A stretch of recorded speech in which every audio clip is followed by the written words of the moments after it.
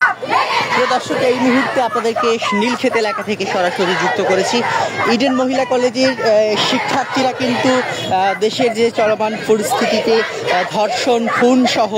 যে বিশৃঙ্খল পরিস্থিতি ঘটছে সেগুলোর বিচারের দাবিতে, শাস্তি নিশ্চিত করার দাবিতে কিন্তু ইডেন মহিলা কলেজের শিক্ষার্থীরা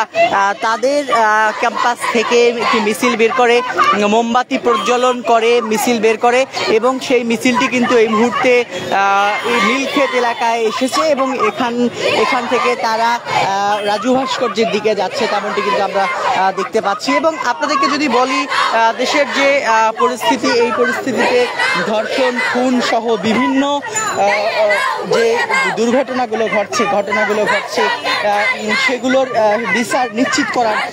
দাবিতে কিন্তু ইডেন মহিলা কলেজের শিক্ষার্থীরা কিন্তু তারা এই বিক্ষোভ মিছিলটি বের করেছে।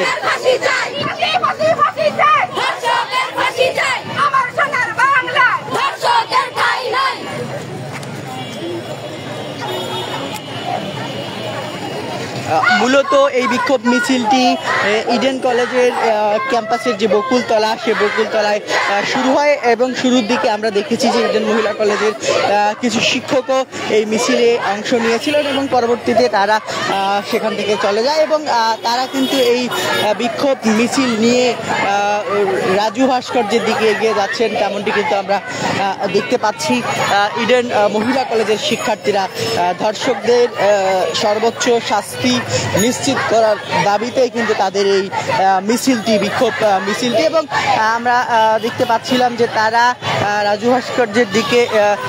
ইডেন কলেজের দিকে আবারও যাচ্ছে মিছিলটি নিয়ে, তেমনটি কিন্তু আমরা আপনাদেরকে সরাসরি দেখাচ্ছিলাম যে কিছুক্ষণ আগেই কিন্তু ইডেন মহিলা কলেজের যে বকুলতলা রয়েছে, ক্যাম্পাসের বকুলতলা, সে বকুলতলা থেকেই এই মিছিলটি শুরু হয় এবং তারা মোমবাতি প্রজ্বলন করে তারা কিন্তু সেখান থেকে